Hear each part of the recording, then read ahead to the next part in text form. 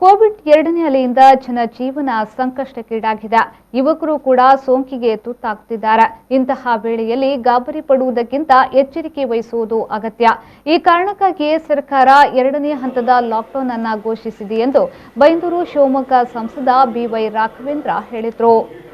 ಕೊಲ್ಲೂರಿನಲ್ಲಿ ಮಾಧ್ಯಮದವರ ಜೊತೆ ಮಾತನಾಡಿದ ಅವರು, ಹೆಚ್ಚುತ್ತಿರುವ ವೈರಸ್ನಿಂದಾಗಿ ಜನರ ಜೀವನ ಉಳಿಸಲು ಪ್ರಧಾನಿಯವರ ಜೊತೆಗೆ ಮುಖ್ಯಮಂತ್ರಿಯವರು, ಶಾಸಕರು ಶ್ರಮ ಪಡುತ್ತಿದ್ದಾರೆ. ಕೋವಿಡ್ ವಾರಿಯರ್ಸ್ ಜೀವದ ಹಂಗು ತೊರೆದು ಶ್ರಮ ಪಡುತ್ತಿದ್ದಾರೆ. ಇದನ್ನ ಅರ್ಥ ಮಾಡಿಕೊಂಡು ಅಗತ್ಯವಿದ್ದಲ್ಲಿ ಮಾತ್ರ ಮನೆಯಿಂದ ಹೊರಬನ್ನಿ ಎಂದರು. ಕೋವಿಡ್ ಕೇಸಸ್ ಹೆಚ್ಚಾಗುತ್ತಿರುವ ಈ ಸಂದರ್ಭದಲ್ಲಿ ಕೆಸಿ ತಾಲೂಕು ಮಟ್ಟದ ಅಧಿಕಾರಿಗಳು, ಶಾಸಕರ ನೇತೃತ್ವದಲ್ಲಿ 3 ಬಾರಿ ಸಭೆ ನಡೆಸಿದ್ದೇವೆ. ಮತ್ತೆ ಸಭೆ ನಡೆಸಿ ಲಾಕ್ಡೌನ್ ಯಾವ ರೀತಿ ಬಿಗಿ ಮಾಡಬೇಕು, ಅವಶ್ಯಕ ವಸ್ತುಗಳನ್ನು ಮನೆ ಮನೆಗೆ ಹೇಗೆ ಜನಸಂದಣಿಯಾಗದಂತೆ ತಲುಪಿಸಬೇಕು, ಆಸ್ಪತ್ರೆ ವ್ಯವಸ್ಥೆಯ ದೃಷ್ಟಿಯಿಂದ ವಿಶೇಷವಾಗಿ ಸೋಂಕು ಹೆಚ್ಚಾಗುತ್ತಿರುವ ಮಲೆನಾಡು, ಸಿದ್ದಾಪುರಗಳಲ್ಲಿ ಯಾವ ರೀತಿ ಗಮನ ಕೊಡಬೇಕು ಎಂಬ ಬಗ್ಗೆ ಚರ್ಚಿಸಿದ್ದೇವೆ. 2 ವಾರದಲ್ಲಿ ದೇಶಾದ್ಯಂತ ಸೋಂಕು ನಿಯಂತ್ರಿಸುವ ವಿಶ್ವಾಸ ಇದೆ ಎಂದು ಹೇಳಿದರು. ಜನಸಂದಣಿಯಾಗದಂತೆ ಒಂದೊಂದು ಊರಿಗೆ ರೇಷನ್ ಕಾರ್ಡ್ ಕಿಟ್ ಮನೆ ಮನೆಗೆ ತಲುಪಿಸುವ ಕಾರ್ಯ ಮಾಡಲಾಗುವುದು. ಖಾಸಗಿ ಆಂಬ್ಯುಲೆನ್ಸ್ ನಿಮ್ಮ ಬೆಲೆಗೆ ಬಂದಿಲ್ಲವಾದರೆ ಟೇಕ್ ಓವರ್ ಮಾಡಲು ಕಾನೂನಿನಲ್ಲಿ ಅವಕಾಶ ಇದೆ. ಎಷ್ಟು ಬೇಕೋ ಅಷ್ಟು ಆಂಬ್ಯುಲೆನ್ಸ್ ವ್ಯವಸ್ಥೆ ಮಾಡಲಾಗ್ತಾ ಇದೆ. ಆಶಾ ಕಾರ್ಯಕರ್ತೆಯರಿಗೆ, ಹೆಲ್ತ್ ಸೆಕ್ಟರ್ಗಳಲ್ಲಿ ಕೆಲಸ ಮಾಡುವವರಿಗೆ ಕೋವಿಡ್ ವಾರಿಯರ್ಸ್ ಪರಿಗಣಿಸಲಾಗಿದ್ದು ಅವರಿಗೆ ಮೊದಲು ಲಸಿಕೆ ನೀಡಲಾಗುತ್ತಿದೆ ಎಂದರು.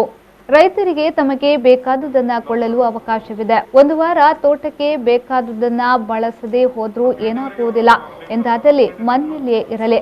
ಆದರೆ ಆತನ ಮೊದಲ ಆದ್ಯತೆ ಜೀವ, ನಂತರ ತೋಟ. ಮೊದಲ ಆದ್ಯತೆ ಯಾವುದೆಂದು ಆತನೇ ತೀರ್ಮಾನಿಸಬೇಕು.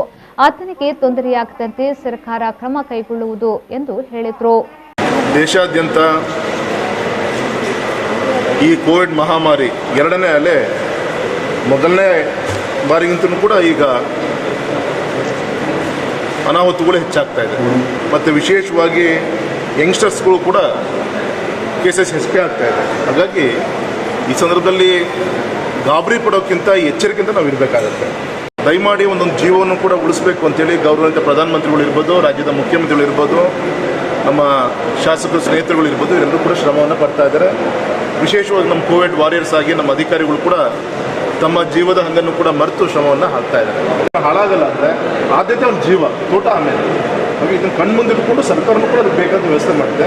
ಆದ್ಯತೆ ಆದಂತೆ ಆಯ್ಕೆ ಮಾಡ್ಕೊಂಡು ಬಿಟ್ಟಿರೋದು ಆ ರೈತನಿಗೆ ಬಿಟ್ಟಿರ್ತೀವಿ ನಾವು. ಅಲ್ಲಿ ಎಲ್ಲೂ ಕೂಡ ತೊಂದರೆ ಆಗ್ತದೆ, ಎಲ್ಲ ಗಮನ ಕೊಡ್ತೀವಿ. ಸಮ್ಮುಖದಲ್ಲೇ ನಾವು ನಮ್ಮ MLA ಅವರು ಆದೇಶ ಮಾಡಿದ್ದೀವಿ, ಪ್ರೈವೇಟ್ ಆ್ಯಂಬುಲೆನ್ಸ್ಗಳನ್ನು ನಿಮ್ಮ ಪ್ರೈಸಿಗೆ ಬರಲಿಲ್ಲ ಅಂದರೆ ನೀವು ಟೇಕ್ ಓವರ್ ಮಾಡಲಿಕ್ಕೆ ಕಾನೂನು ಅವಕಾಶ ಇದೆ.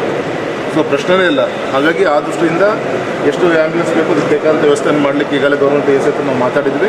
ಅದಕ್ಕೆ ಗಮನ ವಿಶೇಷವಾಗಿ ನಮ್ಮ ಆಶಾ ಕಾರ್ಯಕರ್ತರು ಇವರ ಒಂದು ರಕ್ಷಣೆ ಹೇಗೆ ಅಂತ ಹೇಳಿ ನಮ್ಮ ಕೆಲವು ಪತ್ರಿಕಾ ಸ್ನೇಹಿತರು ಕೇಳಿದ್ರು. ಇಷ್ಟು ಮಾತ್ರ ಹೇಳ್ತೀನಿ.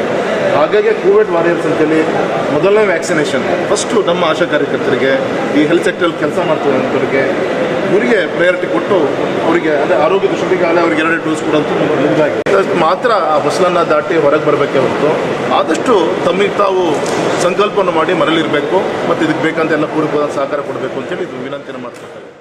ಬೈಂದೂರು ಶಾಸಕ ಬಿಎಂ ಸುಕುಮಾರ್ ಶೆಟ್ಟಿ ಅವರು ಕೋವಿಡ್ ತಡೆಗೆ ಬೈಂದೂರು ವಿಧಾನಸಭಾ ಕ್ಷೇತ್ರದಲ್ಲಿ ಎಲ್ಲಾ ರೀತಿಯ ಸಿದ್ಧತೆಯನ್ನ ಮಾಡಲಾಗಿದೆ.